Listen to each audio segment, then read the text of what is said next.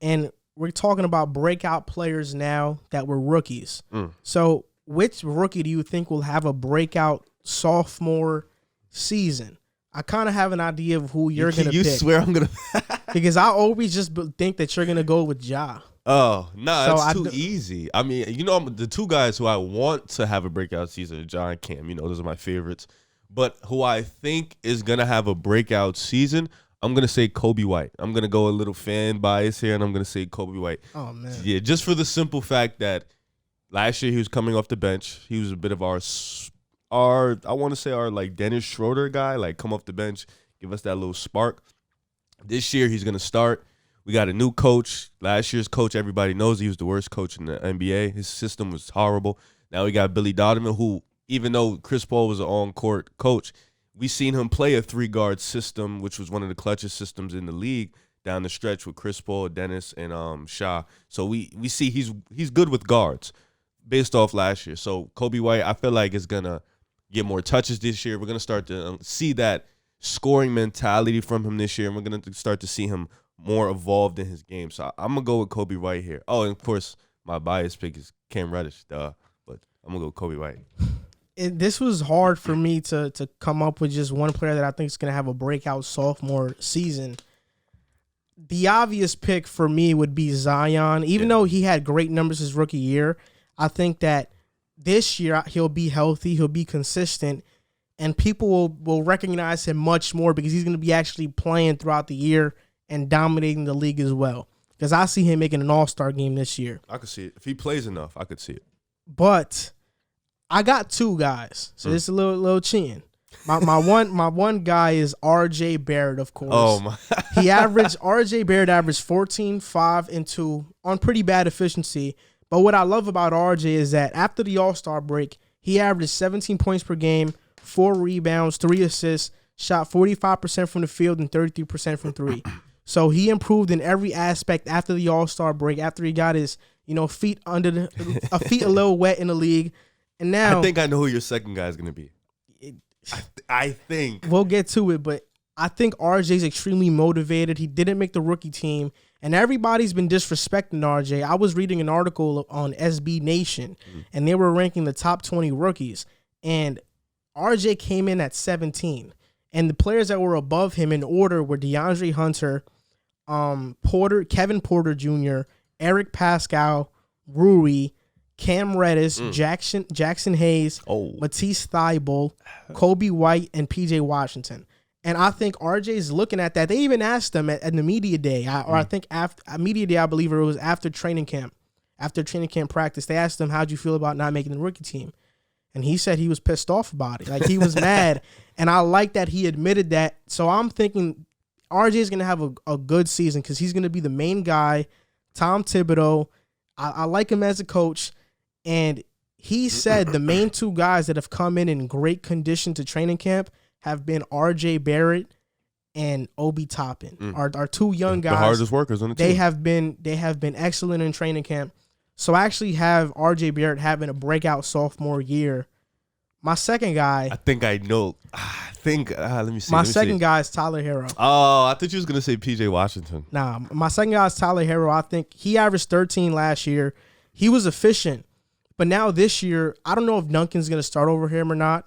But if he doesn't start, I think Tyler can emerge into that 20-point-per-game scorer. In the playoffs, he averaged 16 throughout the playoffs. All of his numbers went up. And now I'm thinking this year, he has all the confidence in the world. And everybody believes in him to take that next step. After you showed out in the finals, you had great performances.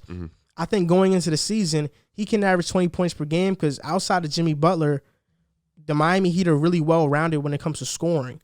And Tyler, feeling more confident, is going to take more shots. So I could see him making a big jump. Damn. I mean, I like the Tyler pick.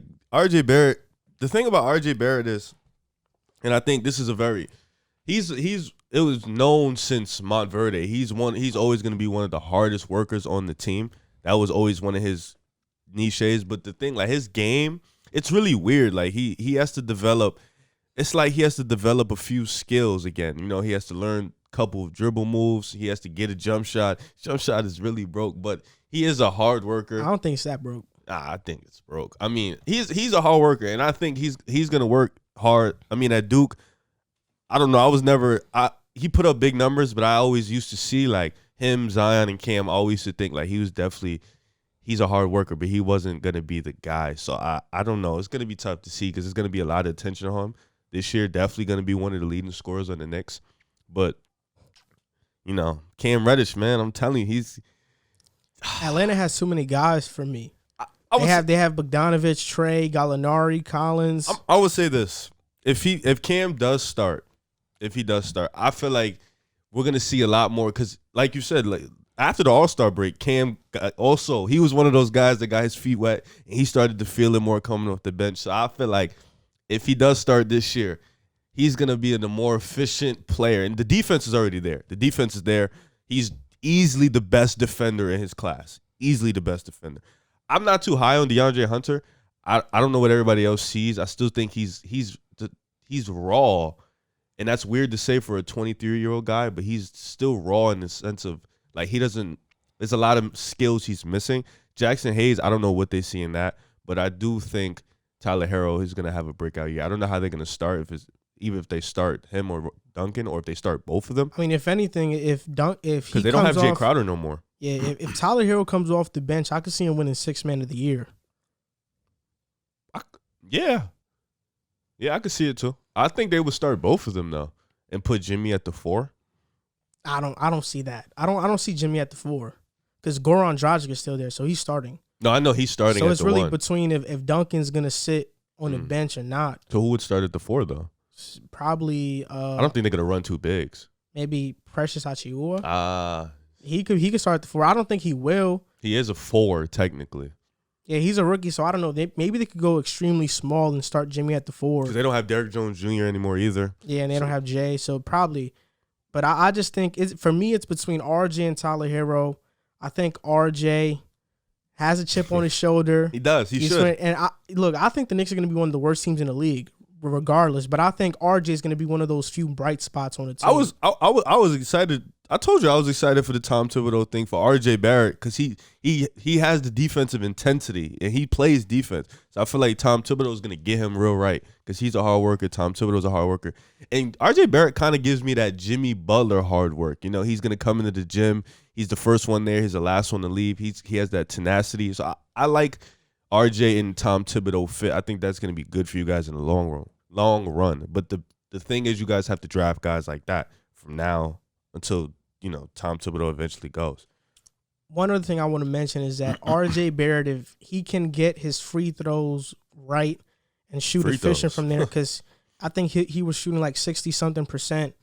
If he could shoot like maybe in the high 70s, yeah, he'll average 20 points per game. Anything up, just make a jump. 70s, and then you work on the 80s next year, and then you keep going. 70s, he needs to. I think he can if he get a little mid range in him, at least shoot. What does he shoot like 30% from the 3?